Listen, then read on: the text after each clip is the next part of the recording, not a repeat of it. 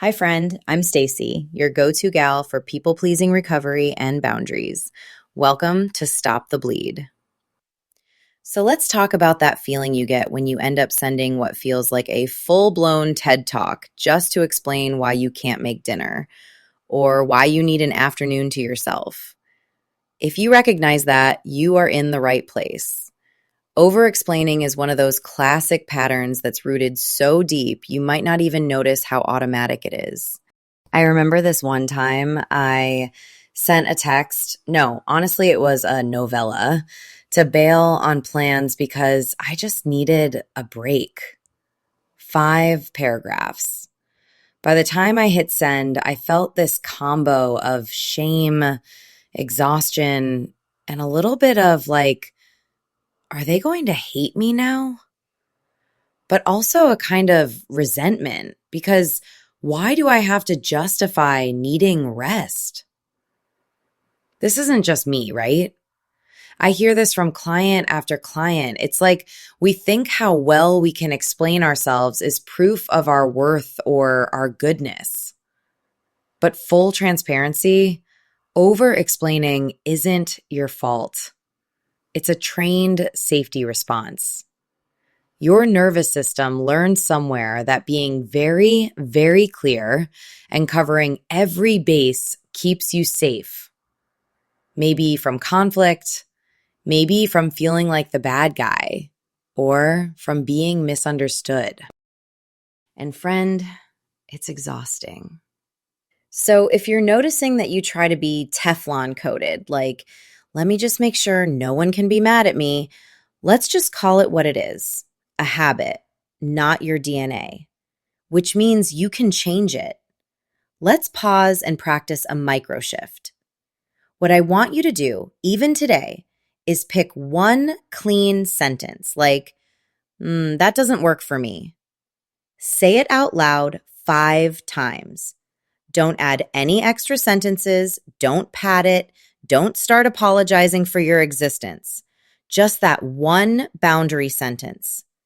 Notice what comes up. Nerves, guilt, the urge to keep explaining. That's your old pattern. Don't shame it, just see it.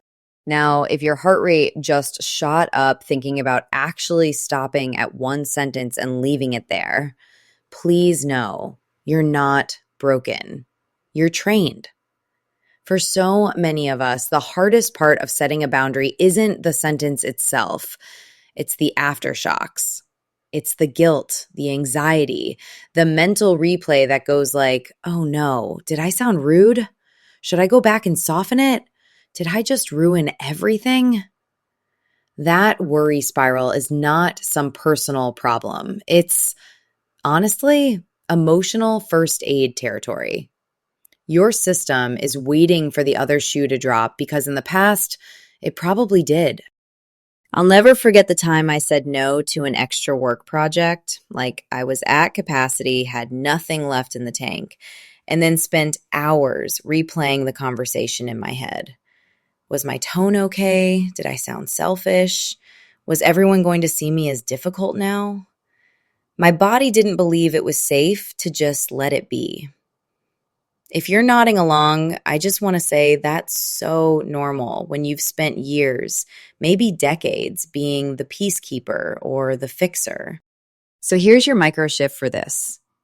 When guilt shows up, and it will, set a timer for 90 seconds. Literally, use your phone. Let yourself feel the sensation. Maybe move your body, shake your hands, walk around. Remind yourself, guilt is a sensation, not a command. You don't have to make it your boss. Let it move through and notice. You're still safe. You're still loved. No TED Talk required. The truth is, you're never going to be able to control how everyone else receives your no. All you can do is protect your own peace with as little leaking as possible. And you don't need a TED Talk or a 2-paragraph apology to do that. Clean scripts are your best friend. Try ones like, I'm not available for that, or let me get back to you.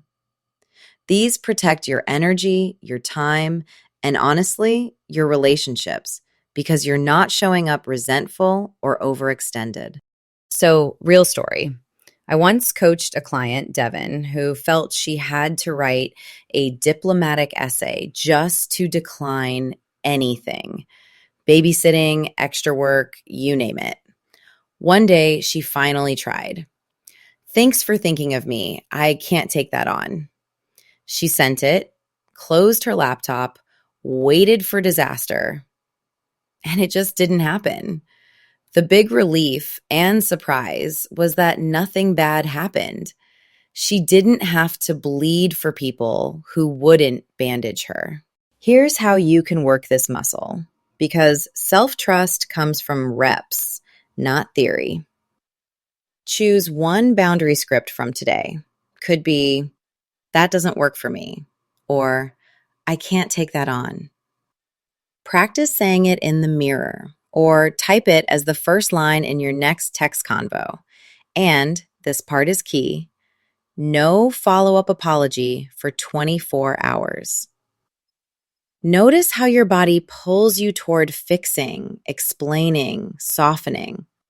That's your old training. You're building new signals now, one microshift at a time. That's Stop the Bleed. Soft heart, strong spine, emotional first aid in real life. All right, friend, if this landed for you, like, follow, share it with your bestie who needs it, and drop in the comments, where do you bleed most? Text, family, work, or friendships?